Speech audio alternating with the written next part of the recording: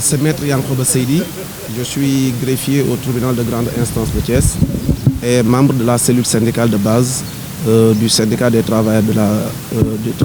de la justice au niveau de Thiès. Donc vous portez ce matin la parole. Qu'est-ce qui explique ce point de presse? Voilà, comme vous le constatez, les travailleurs qui sont au niveau des juridictions de Thiès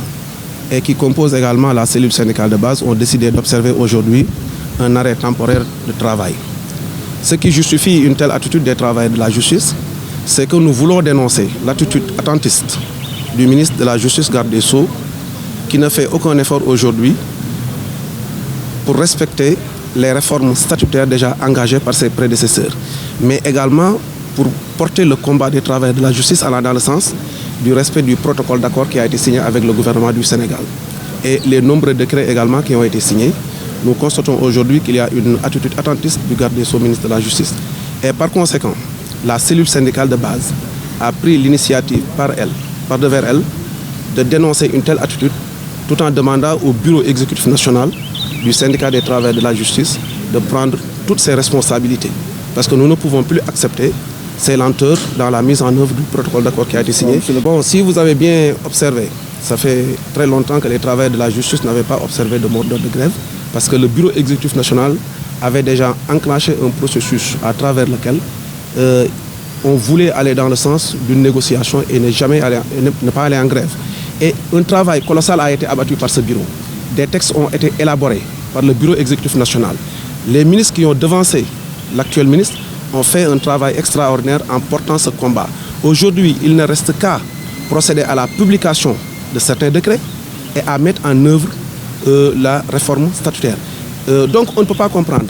qu'il ait fait 1 an ou 2 ans, ça importe pas. On est dans l'administration et il y a la continuité du service public. L'essentiel du travail a été déjà fait par ses prédécesseurs. Tout ce qu'on lui demande aujourd'hui, c'est d'aller vers l'effectivité de ces réformes et de la publication de ces décrets. Surtout les textes, les réformes statutaires qui permettent aux greffiers de passer à la hiérarchie A2, aux secrétaires, aux assistants des greffes de parquet de passer à la hiérarchie B2. Donc en quelque sorte, il y a un nouveau décret qui porte le cadre des fonctionnaires de la justice. Et ce nouveau décret doit être mis en œuvre. C'est tout ce que nous demandons. Il y a aussi d'autres décrets qui vont dans le sens de la réforme du centre de formation judiciaire où les greffiers doivent aller, mais également la publication de certains décrets qui permettent l'élargissement de l'assiette du fonds commun également. Aujourd'hui, ce que nous avons constaté, c'est que vraiment, il y a une attitude très attentiste de sa part et nous pensons que même les préoccupations des travailleurs de la justice sont reléguées au second plan avec M. le ministre Malick Sall. Bon, il faut faire une précision. On n'est pas en grève. On a tout juste observé un arrêt temporaire de travail pour dénoncer l'attitude du garde des Sceaux, ministre de la Justice, et demander au bureau exécutif national de prendre ses responsabilités face à cette situation. Surtout, nous lançons un appel au bureau exécutif national du syndicat des travailleurs de la justice, parce qu'on ne peut plus laisser cette situation perdurer. Demain, on nous dira qu'un autre ministre est là, etc., etc. Donc, veillons à ce que le travail qui a été déjà abattu par les ministres de la justice qui sont passés par là et le bureau exécutif national soit concrétisé par l'actuel ministre. C'est tout ce que nous lui demandons. L'arrêt n'empêche pas le travail, c'est un arrêt temporaire comme nous l'avons dit. C'est vrai qu'actuellement tous les services ne fonctionnent pas, mais dès qu'on terminera cet arrêt temporaire, nous allons retourner dans les bureaux parce que n'oublions pas que les travailleurs de la justice sont très responsables pour ne pas paralyser actuellement le système. Nous venons de sortir de presque 3 mois de blocage avec la pandémie. Aujourd'hui, nous avons repris timidement, les choses commencent à fonctionner. On n'est pas dans une logique de bloquer le système, mais c'est un avertissement, c'est une alerte que nous lançons aux autorités étatiques, au président de la République, au ministre de la Justice, garde des Sceaux et au bureau exécutif national. Au niveau de la cellule syndicale de base, je sais qu'on est entre 50 et 70. Ça ne pèse pas beaucoup sur le national, sur d'autres régions? Sur d'autres régions, mais au niveau local, ça peut bien peser. Et Thiès est une juridiction de référence au niveau national. Je pense que je ne suis pas là pour répondre des problèmes fonciers qui concernent les magistrats. Si vous en voulez beaucoup plus de réponses, vous n'avez qu'à vous adresser à l'UMS parce qu'ils ont une organisation qui régit les magistrats. Nous sommes une organisation qui régit les travailleurs de la justice. Ce serait beaucoup plus courtois de vous adresser à l'UMS pour répondre à cette question. Je vous en prie, merci. Comme nous l'avons seetloo tey liggéeykat yi nga xam ne ñu ngi nekk ci juridiction yi nekk fii ci Thiès dañoo génn parce que dañoo am lu leen naqari ñu taxawal di liggéey bi ndax sunu ki nga xam ne moo ñu jiite di ministre de la Justice, garde des Sceaux dañoo seetlu ni bi mu ñëwee fii ba tey dafa am liggéey bu nga xamante ne nii ñi ko fi jiitu woon ak bureau bi nga xamante ni moo ëmb liggéeykat yi nekk ci wàllu yoon defoon nañu ko moom nag bi mu ñëwee ba tey li ñu doon xaar ci moom mooy mu ñëw taxawal mbir moomu jëmmal ko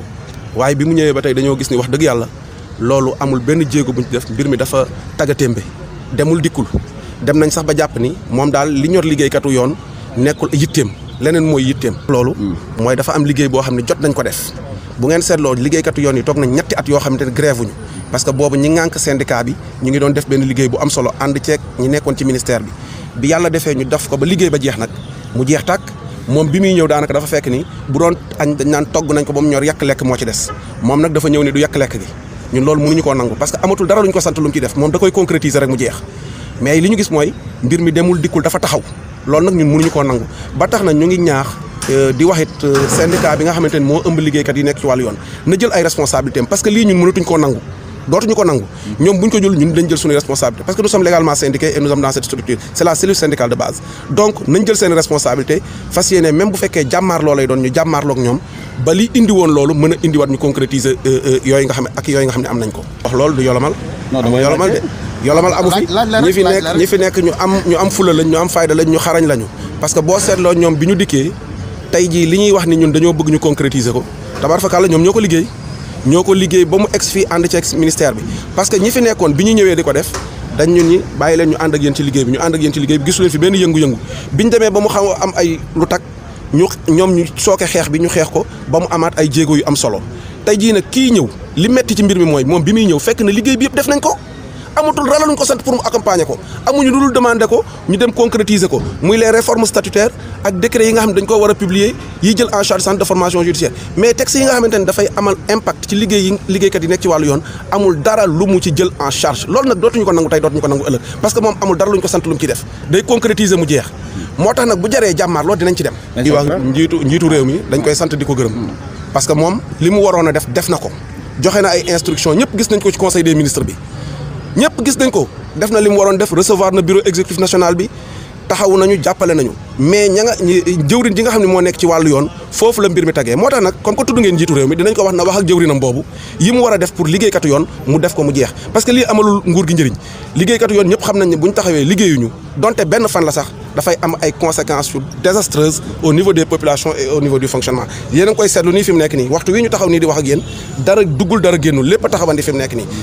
heureusement que demuñu grève dañoo def arrêt temporaire de travail parce que bu lii jeexee dañuy delluwaat ci bureau bi ci pandémie la ñu génn boo xam ne def na ñetti weer bloqué woon système bi yëpp tey jii ñun ay kilifa lañu ay nit lañu xam nañ ni mbir mi metti woon na ba tax na décidé wuñu dem grève mais alerte la ak avertissement bu ñuy lancé à l'endroit du garde des Sceaux pour mu taxawu mbir mi ñuy wax bureau exécutif national bi aussi na jël ay responsabilités parce que lii dootuñu ko nangooti. ba fii may wax ak yow daal ñu ngi sant yàlla bu baax a baax di ñaan yàlla ni nit ñu taxawoo woon ba fii ba jotuñu kenn ko am jàngoro ji yàlla nañu suñu borom gën a taxawoo noonu waaye fi mu nekk nii daal amuñu ci dara fi mu nekk nii. loolu tàmbali woon nañ ko lu jiitu lii bureau casier judiciaire lañ jël yóbbu ko foofu ci biti ndax bu ngeen gisee dañ ko daan dugal ci biir tribunal bi mu xat trop léegi ñu def réforme bi bureau boobu moo gën a yaatu lépp c'est dans le cadre d'amélioration des conditions de travail du personnel de la justice te loolu wax dëgg yàlla ñu ngi ciy remercier suñu njiit yi nekk ci tribunal bi parce que def nañ ci liggéey bu am solo macha allah. am nañ ñu fa teg nag ñu def ko xanaa ñu gën a veillé waat ci loolu waaye jëloon nañ disposition yëpp pour nit ñi foofu mën a respecter la distanciation physique comme que signalé ngeen ñu ko bu neexee suñu borom bu ñu génnee dinañ ci gën a bàyyi xel incha allah.